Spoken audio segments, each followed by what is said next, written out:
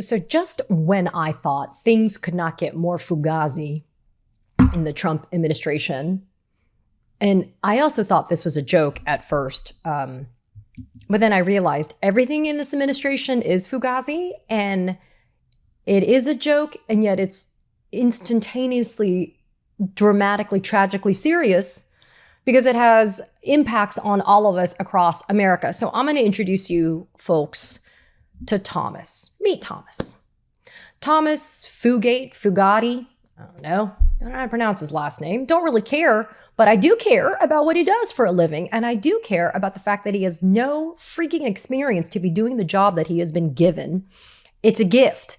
Given, not earned, not ascended to, but given as a reward for his loyalty. Because remember, Project 2025, all of us warned that the Project 2025 mission statement included rewarding MAGA loyalists and Trump ass kissers with positions within the administration. Regardless of skill, training, expertise, or education, these loyalists would be rewarded with jobs. So let's get back to Thomas. Good old little Tommy here. Thomas is 22 years old. He's a MAGA-loving Trump cult follower. On Instagram, Fugatti indicated that when he was 13 years old, quote, "In a generation deprived of hope, opportunity, and happiness, I saw in one man the capacity for real and lasting change, Donald Trump." Yes, folks, 13-year-olds can be delusional, but sadly, little Tommy here didn't shed his delulu. He has described himself as being a Trumplican, which apparently is a whole other level of Republican. He celebrated Trump's 78th birthday with the, quote, Club 47 fan group in West Palm Beach. I'm swallowing my bile. And by late summer 2024, Fugatti was posting from the campaign trail as a part of Trump's advance team. Okay, now remember, again, 21, 22-year-old. Now, he graduated from college, so I'll give him that, okay? I'm all for higher education, graduated from college with a degree. But now, a year after graduating from college at the age of 22, he is now the Department of Homeland Security, the head official. He oversees the government's main hub for terrorism prevention, including, get this, an $18 million grant program that's intended to help communities combat violent extremism. Now, I'm getting this information from one of my absolute favorite publications, ProPublica. So you know it's good and you know it's true. So what is undisputed here? He's 22 years old. He has zero national security expertise or experience, and now he's overseeing a Department of Homeland Security division that is critically important to combat terrorism. Combat terrorism. I'm not saying that he's there to run coffee, to pick up your dry cleaning. The guy is there to help us combat terrorism. So who appointed this kid? The White House. He also interned at the Heritage Foundation. And as a part of his role at Homeland Security, he oversees a division called CP3, the Center for Prevention Programs and Partnerships. This office, known as CP3, it has a nationwide, expansive kind of view, and it's kind of like the area over which it is working, CP3, and it's working to prevent hate crimes, hate-fueled crimes, violence, attacks, school shootings, and other targeted violence. I don't know, the things that America seems to be suffering from the most right now, that's what CP3, the office, is supposed to be help preventing. If you go to LinkedIn and you want to learn more about little Tommy, you see this photo. Here's the photo you saw a few minutes ago. I thought it was a joke. I thought it was some type of superimposed, photoshopped thing. The arched eyebrow. It's like the worst version of a glamour shot you could do. It actually kind of looks like what? Maybe like your high school yearbook photo, maybe? Anyway, he's got an American flag pinned because once again, they've co-opted the American flag, the stupid MAGA. And if you look at his employment history on LinkedIn, ProPublica went and looked, and apparently there is no threat prevention experience whatsoever listed. Again, not a shocker there, because again, he gets rewarded for his loyalty. So what has happened in the last 7 weeks in the United States? We've had a minimum of 5 hate-motivated and targeted acts of violence across the United States. at least 5 in the last 7 weeks. Of course, on the Trump administration's tenure, during that tenure, but we've had at least 5. CP3, that office that little Tommy is overseeing, it used to have 80 employees, and now because of budget cuts, courtesy of Trump and Elon Musk, it's now down to less than 20. Work on grants, according to ProPublica, it starts and then it stops, and it starts and it stops. According to the article here, one senior civil servant was reassigned to FEMA via email on Saturday.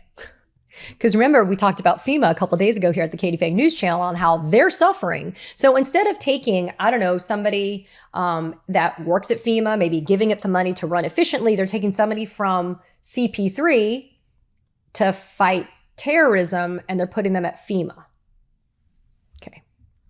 Now, here's what's scary for all of us as Americans, and I don't care if you're a Democrat or Republican or independent or no party affiliation. This is what terrifies me. The mission of CP3 has changed overnight. They have pivoted away from domestic extremism, especially far-right movements. Let's put a pin in this. Of course they have. Of course they've pivoted away from it. Why have they pivoted away from it? Because God forbid you actually focus on the shit that is a MAGA specialty, right? God forbid you actually have the office that's supposed to be combating domestic terrorism, including far-right movements. God forbid it's actually doing its job, because what would happen? It would be exposing MAGA loyalists, Trump cult followers for being white supremacists and far-right extremists. So we don't want to do that, right? So the terrorism category definition that used to exist for CP3 has now been expanded to include drug cartels, and DHS staffers told ProPublica that that kind of meets with the new overarching mission of Homeland Security, that border security is the only mission that counts. So forget all the other stuff like domestic terrorism and far-right extremism. We're going to focus on border security.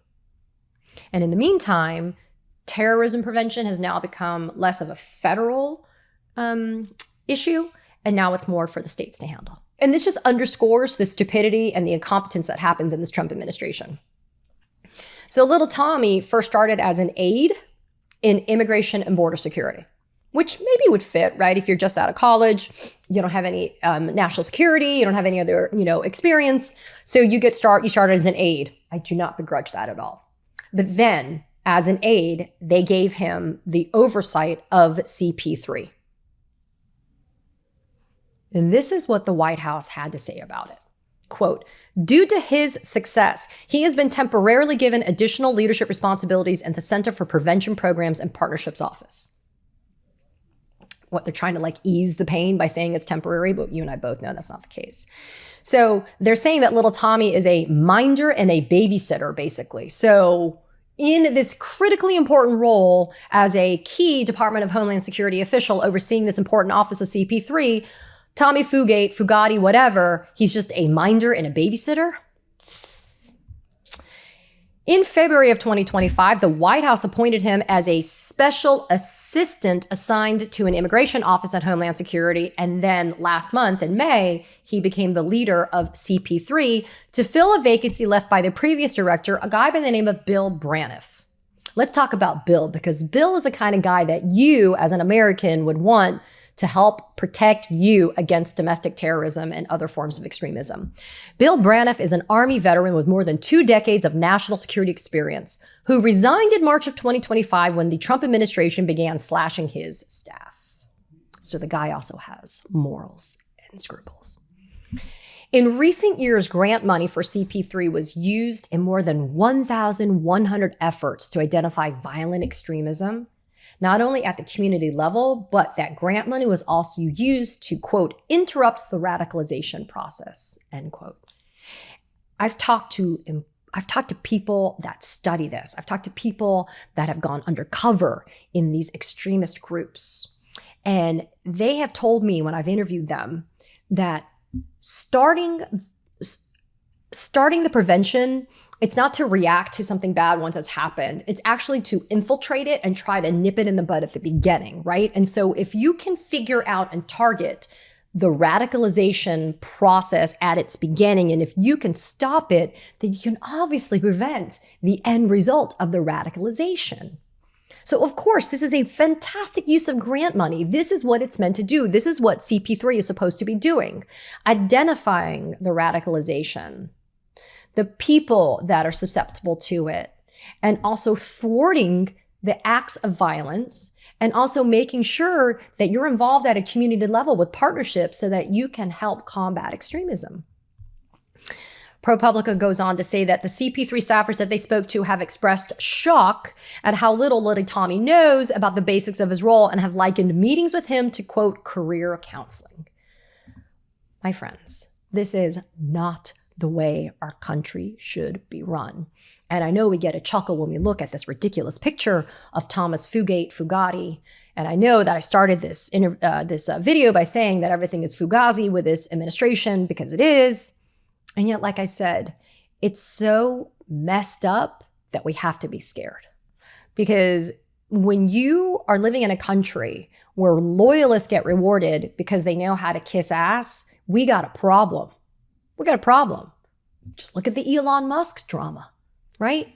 Elon and his Doge tech bros destroying our federal government, destroying our country, and then Elon doesn't get what he wants and goes running away crying like a little whiny child.